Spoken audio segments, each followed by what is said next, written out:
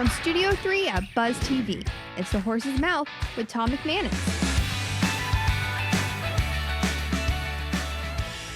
All right, welcome into another edition of The Horse's Mouth here on Buzz TV. Back in my bar, back at Tommy Mac's, brought to you by our good friends at TruckCrashLaw.com and presented by our new sponsor, The Carpet Man. Great to have them on board. We got lots to talk about right here on the show, as we always do, meeting interesting people and what they're doing in our fine city and throughout the area. Let's welcome in the panel. Deb Boelkes is here from Business World Rising. Hi, Deb. Hey. How are you? Wonderful. All the way down from Amelia Island. We Betcha. appreciate that. Thank you. Tell us a little bit about your business. What are you doing?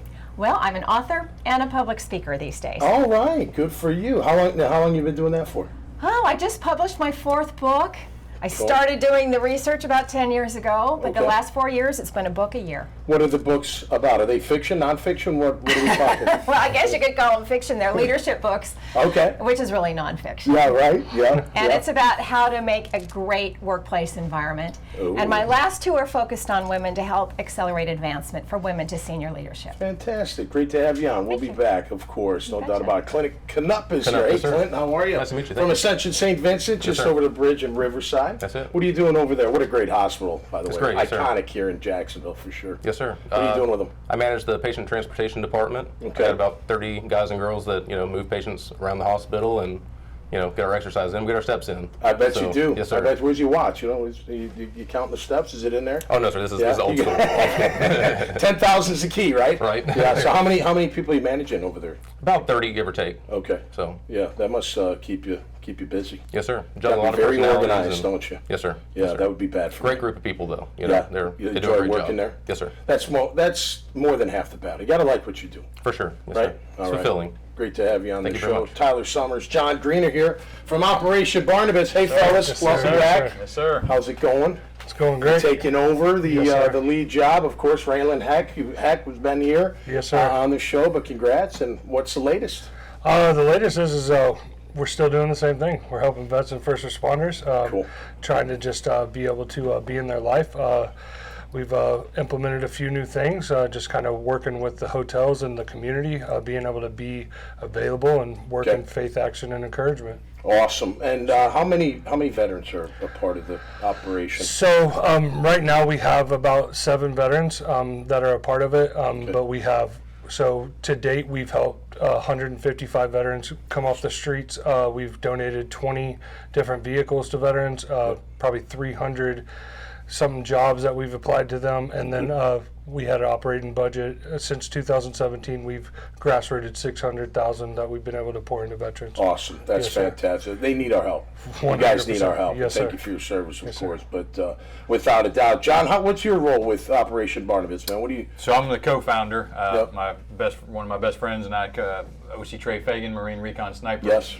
founded this 6 years ago, and we've just been blessed to continue to see just amazing people that have come on board and that are able to really pour into especially the mentorship, because we really focus. What kind of makes Barnabas unique is every one of these veterans that he talked about was assigned one human being that cares about him. Yeah. They're not having to go through red tape. They're not having to wait. They're not having to. They get somebody assigned to them immediately who's helping them meet their goals and make whole again. Which is huge, and you know this more than I do, but we've had many organizations here, veteran organizations here at the bar, just saying, you know what, 30% of our veterans, are, they actually act on what's out there and available to them, right? And part of it's got to be, maybe it's too daunting, maybe there's too much red tape. You guys, sounds like you guys make it a lot easier for them. Yes, sir. Which is important. We try to eliminate as much of that as possible, so that when they come in, we call it triage. So when they call us or they apply to us, we immediately, like I said, the team's working together. Tyler's jumping in.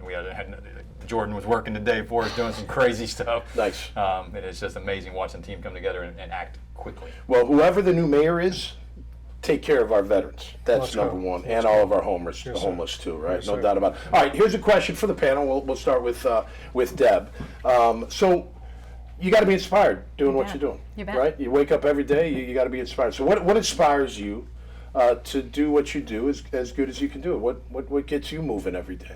Well, I tell you, I have always, personally, I love to do leading edge, bleeding edge things. Okay. But also I found it's really important, just as you say, to love what you do. And as I went up through the ranks in Fortune 100 companies, my goal was to help the people who worked for me make sure that they're doing what they love. And if they're not, how can we adjust what your role is, whether it's here on this team or on another team in the organization or elsewhere? Because we've got to focus on our employees. Sure. We have to make sure that they're inspired and they're loving what they're doing, because if they don't, we're not going to wow our customers. Right. And that's where the rubber meets the road. Yep. And what I found when I was in the corporate world over time, the focus tended to get more and more short-term on profits. Okay, we've got to make the numbers. But the thing is, if people are inspired and they love what they do and they love working with their clients, the numbers make themselves. Totally. And then it becomes a self-competition to see how much better we can be. It's always hitting your personal best and being the best we can be. And a lot of that's with leadership too. I'll equate it to football, like coaches. Like I wouldn't kill for Mike Ditka or Tom Coughlin, I might, but I would definitely play as hard as I could because I want to win for them, right? Absolutely. And I think that translates in everything we do, right? If you got the leader that everyone's like, you know what, I love this leader, trust them, her, whoever, we're going to follow, and we're going to do the right thing.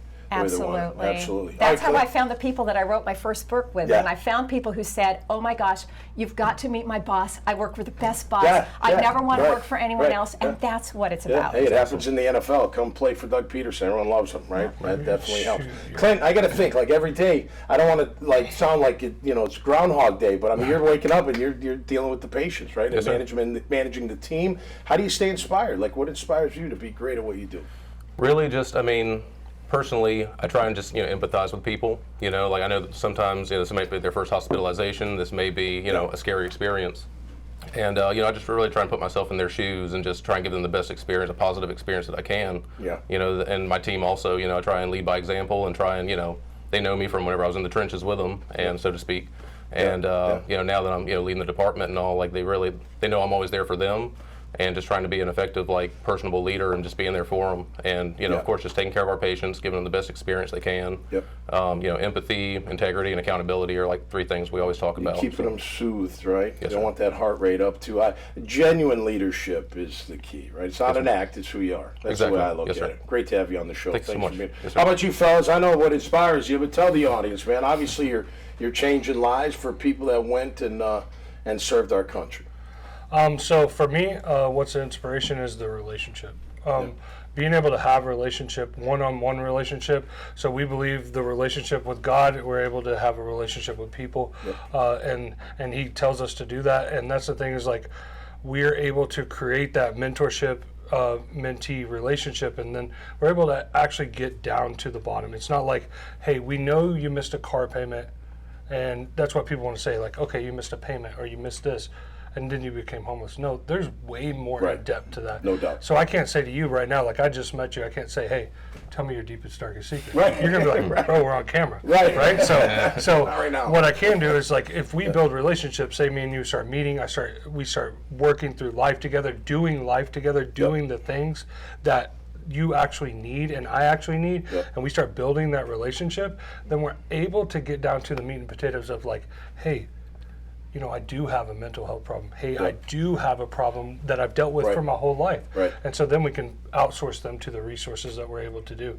Yeah. So that relationship's key. Like, No doubt. just like I said, Trust I can't ask you anything very personal right now. No. But Off air, maybe. all right, we'll get that set up. Yeah, I'll get that set up, all right? But John, and you have last word here. I mean, Operation Barnabas is faith-based, right? Yes, and sir. that's the foundation. Yes, sir. And for a lot of people, whatever the faith is, their faith is that foundation. That is so, I think, key in leadership, being happy, finding peace, all that kind of Yes, sir. stuff. More And to it than that. Well, and what's cool about Barnabas is obviously it's the Sunday school answer, but it's the reality for Tyler and I. The good Lord is what inspires us. Yeah. But we have multiple veterans that have come through our program over the years that were from different faith backgrounds or no faith background at all. Yep. And we always tell them, I've had a Matthew ask me, I was like, are you still going to help me? I'm not a Christian.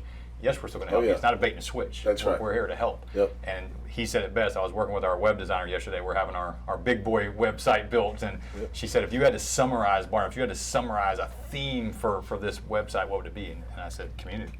Yeah, It's definitely. community. It's that No doubt. community. Well, thanks for being a part of the Horse's Mouth community. I appreciate that, all thank right? you. Thank you so much. All right, that'll do it this time around. Hey, if you like these kind of conversations at my bar, go check out plenty more at iwannabuzz.com. So until next time, y'all stay safe and be cool out there. We'll see you right here on the Horse's Mouth. Cheers.